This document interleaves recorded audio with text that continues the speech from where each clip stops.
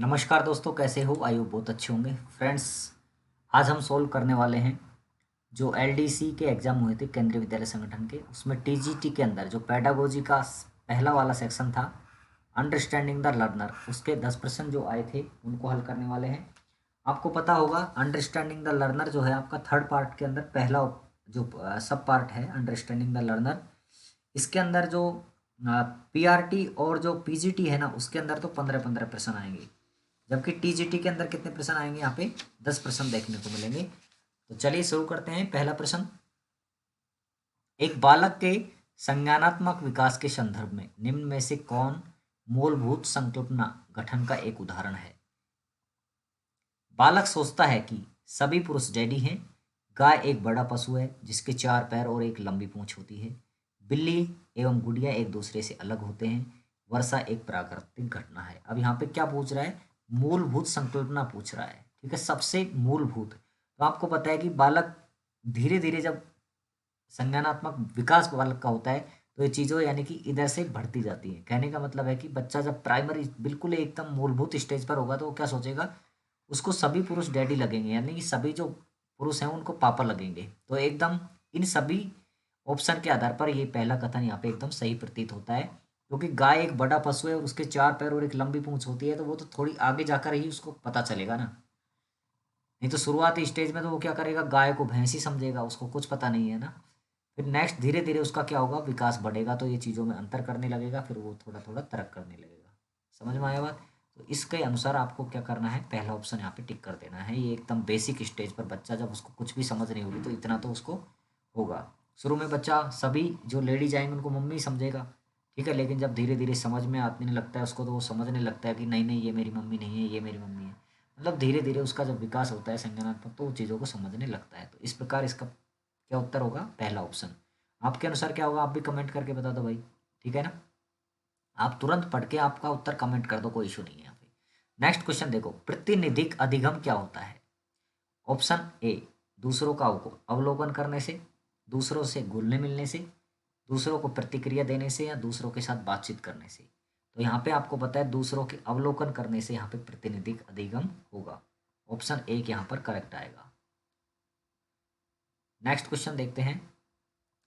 आपको आइडिया लग जाएगा किस प्रकार के प्रश्न पूछे जाएंगे, उस हिसाब से आप अपना प्लान बना सकते हैं। क्वेश्चन नंबर 3 देखो भैया, विकास के संदर्भ में निम्नलिखित को पढ़िए। पहले विकास के संदर्भ में इनको पढ़ोगे। असमता, स्थिरता, एक रूपता और उतार चढ़ाव। अब पूछ रहा है कि व्यक्तित्व के विभिन्न आयामों में विकास की दर के संदर्भ में विकास नहीं दर्शाता है। इनमें से कौन सी चीज विकास नहीं दर्शाता है? तो आपको पता होना चाहिए भैया, विकास में असमानता होती है। किसी का विकास अलग अलग व्यक्तित्व पर ये बैठता है कि समान रूप से तो विकास नहीं होता, ठीक है ना। असमता होती है, तो मतलब ये तो एकदम सही बात है, ठीक है। स्थिरता, विकास स्थिर होता है क्या? नहीं नहीं, विकास तो चलता रहता है। ये तो एक क्या है? परमानेंट, मतलब कंटिन्यूअस प्रोसेस है ना, एक तरह से देखा जाए तो यहाँ पे ये तो एकदम विकास के संदर्भ में सही नहीं है ना। स्थिरता, एक रूपता नहीं, ये भी अलग अलग है। सभी व्यक्तियों का विकास एक जैसा नहीं होता, एक रूपता नहीं होती, ठीक है। तो व्यक्तित्व के विभिन्न आयामों में विकास की दर के संदर्भ में विकास नहीं दर्शाता। क्या क्या नहीं दर्शाता है? स्थिरता और एक रूपता नहीं दर्शाता है, ठीक है ना। इस प्रकार आपका जो ऑप्शन हुआ बी और सी यहाँ पे गलत है विकास के संदर्भ में, ऐसे देख लो आप। तो ऑप्शन नंबर 4 यहाँ पे आपका करेक्ट आंसर हो जाएगा, ठीक है ना। चलो भैया नेक्स्ट, आपने बहुत पढ़ा है तो सारी चीज़ें आप कर दोगे फटाफट से, है ना। नेक्स्ट क्वेश्चन देखो दोस्तों, कोलबर्ग के अनुसार नैतिक विकास बालकों में निर्भर नहीं करता है। यहाँ पे 4 ऑप्शन है आपके पास। बालक का नैतिक विकास किस पर निर्भर नहीं करता, ये आपको छांटना है। बालक के पालन पोषण पर, यानी कि पालन पोषण पर निर्भर करता है क्या नैतिक विकास? कोलबर्ग के अनुसार बिल्कुल सही है, करता है भैया। भविष्य की योजनाओं पर, इसका तो कोई ताल्लुक नहीं है ना। देखते हैं, इसको आगे पढ़ेंगे अभी।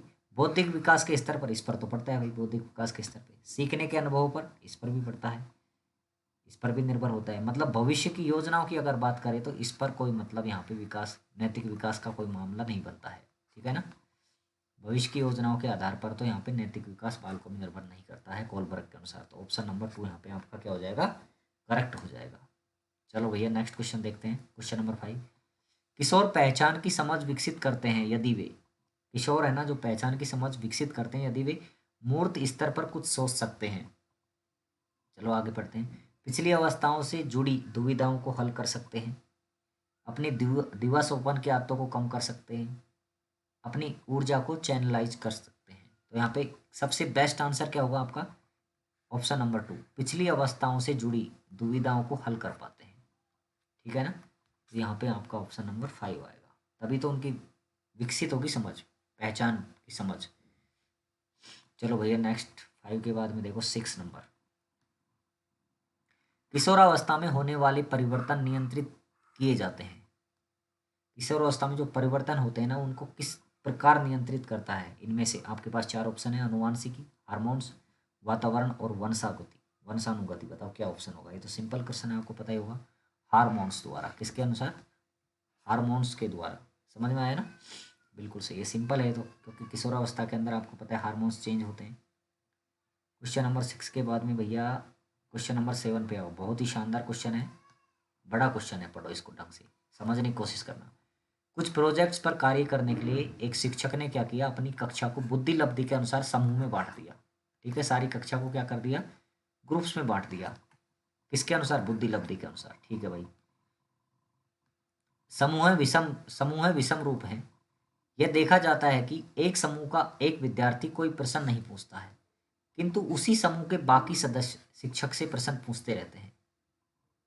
शिक्षक उस विद्यार्थी से पूछता है कि वे अपने सहपाठियों की तरह कोई प्रश्न क्यों नहीं पूछता है।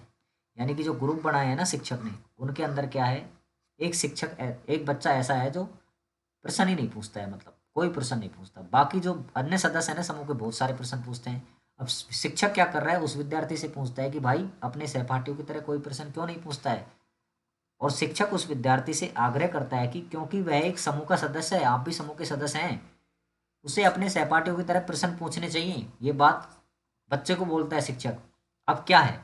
शिक्षक की विद्यार्थी के साथ साथ बातचीत दर्शाती है कि शिक्षक विद्यार्थी से क्या अपेक्षा कर रहा है। बताओ, विद्यार्थी अपनी विशेषता दिखलाए, विद्यार्थी को समूह में दिए गए प्रोजेक्ट के बारे में पता हो, विद्यार्थी आज्ञाकारिता दिखाए।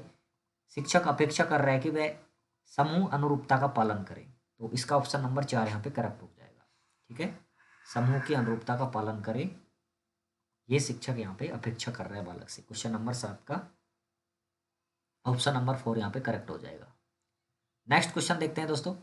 बालक वयस्कों के साथ साथ स्वयं के लिए भूमिका अपेक्षाओं को सीखते हैं। किससे सीखते हैं?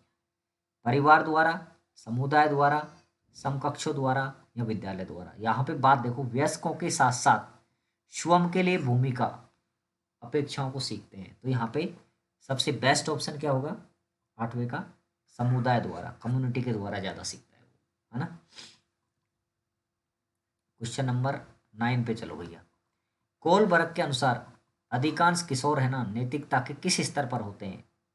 सही विकल्प का चयन करना है यहाँ पे। पूर्व पारंपरिक, पारंपरिक, पश्च पारंपरिक और प्रारंभिक। बताओ क्या होगा? तो इसमें बेस्ट होगा पारंपरिक। क्या होगा? पारंपरिक। ऑप्शन नंबर 2 यहाँ पे करेक्ट हो जाएगा।